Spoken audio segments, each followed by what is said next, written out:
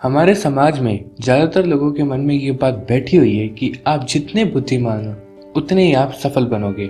आपके कॉलेज और स्कूलों में तो यही होता होगा, है ना? पर क्या ये बात सच है? इस वीडियो को लास्ट तक नहीं देखोगे तो इस वीडियो का गलत मतलब निकाल लोगे। इसलिए लास्ट तक इस वीडियो को जरूर देखना। आपके लिए ये बात जानना बहुत जरूरी भी है, क्योंकि ये वीडियो आपकी सीमित सोच को बदलकर आपकी जिंदगी बदल देगी। ये जो सवाल आपको और मुझको परेशान करती है कि जिंदगी में कुछ बड़ा हासिल करने के लिए 95% या 99% लाना जरूरी है, ठीक है, ये सवाल 1920 के समय में महान साइकोलॉजिस्ट लुईस टर्मन के दिमाग में भी आया था और ये सवाल उनके दिमाग में कई समय तक घूमता रहा। फिर उन्होंने ये बात ठान ली कि मैं अब इस सवाल का जवाब पता लगा कर ही रहूंगा। उन्होंने इस सवाल का जवाब ढूंढने के लिए एक बहुत बड़ा एक्सपेरिमेंट भी किया। ये एक्सपेरिमेंट लगभग 40 साल तक चलता रहा और ये साइकोलॉजी यानी कि मनोविज्ञान की दुनिया का सबसे बड़ा अध्ययन है, यानी कि स्टडी है। उन्होंने अमेरिका के सभी स्कूल्स और कॉलेज से सबसे इंटेलिजेंट बच्चों को ढूंढना शुरू कर दिया। खोज के अंत में लगभग 2.5 लाख बच्चे पूरे अमेरिका से निकले, पर 2.5 लाख बच्चों पर एक साथ स्टडी करना इम्पॉसिबल था और इन 2.5 लाख बच्चों को स्कूल्स और कॉलेजेस ने अपनी मर्जी से भेजा था, तो टर्मन ऐसा सबको नहीं रख सकते थे और इन सब पे एक साथ स्टडी करना भी आसान नहीं था। इसलिए उन्होंने इन सब की IQ टेस्ट लिया। इन 2.5 लाख बच्चों का एक साथ IQ टेस्ट हुआ।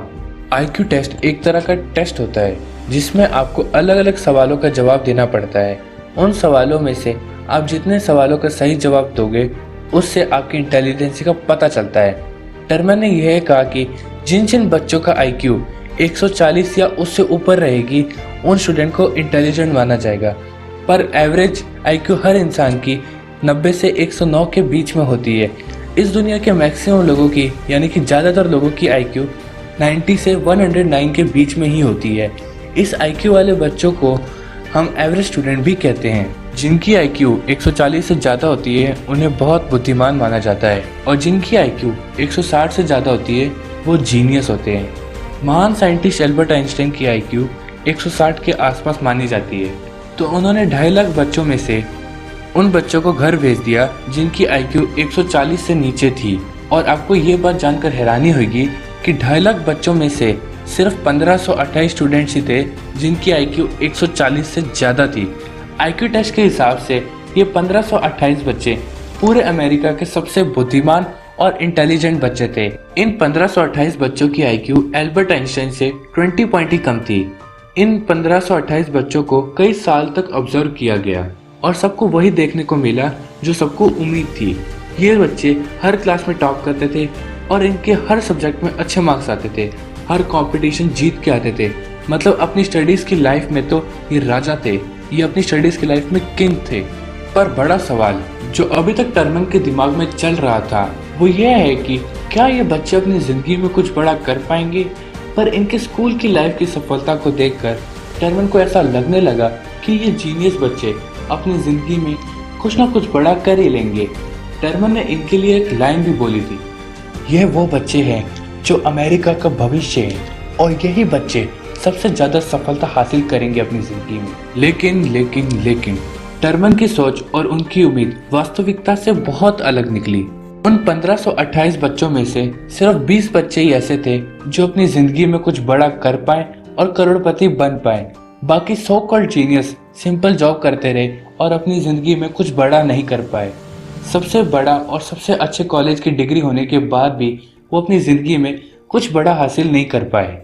दूसरी तरफ ऐसे बच्चे जिनकी IQ 140 से कम थी, उन्होंने अपनी जिंदगी में कुछ ना कुछ बड़ा करके दिखाया और उनमें से ज्यादातर बच्चे सक्सेसफुल बने।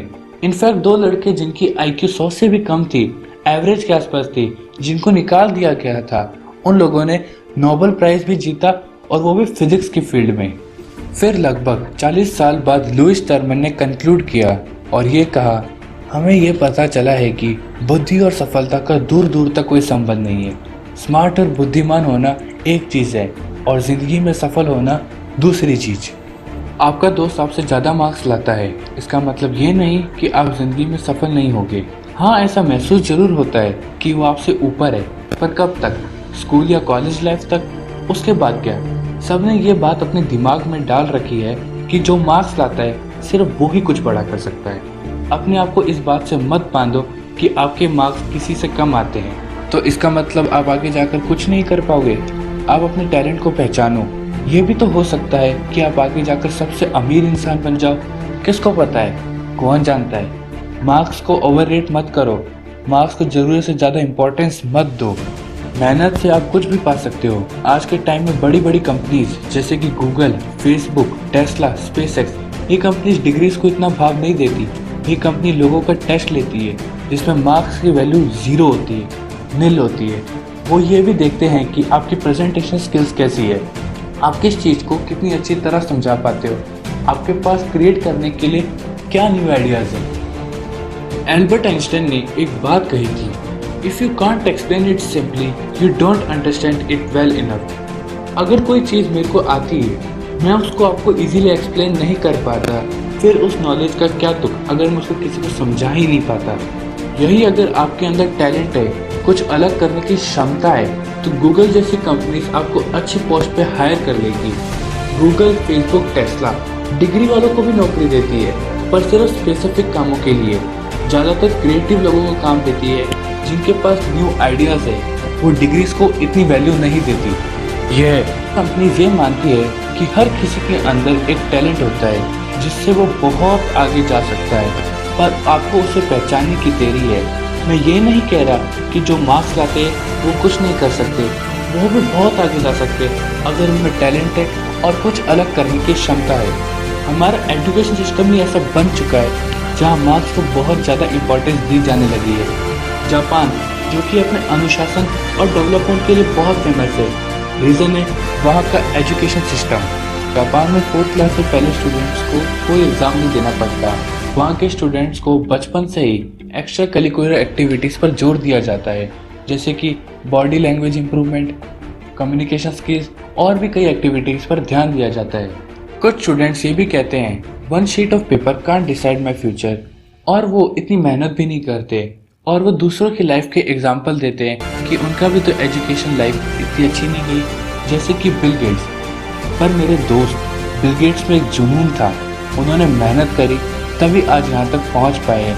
बस मेहनत करते रहो, मार्क्स की फिक्र मत करो, नई नई चीज़ों को ट्राई करो, एक दिन तुम भी वहाँ तक पहुँच जाओगे जहाँ आज बिल गेट्स है, और हो सकता है बहुत आगे पहुँच जाओ। मैं तन्मय खत्री ऐसी ही वीडियोस लाता रहूँगा। वीडियो अगर आपको पसंद आई हो तो इसको शेयर करना मत भूलना और कमेंट सेक्शन में अपने व्यूज़ ज़रूर लिखना। ऐसे ही नॉलेजेबल वीडियोस को सबसे पहले देखने के लिए चैनल को सब्सक्राइब करना मत भूलना। Thanks for watching this video.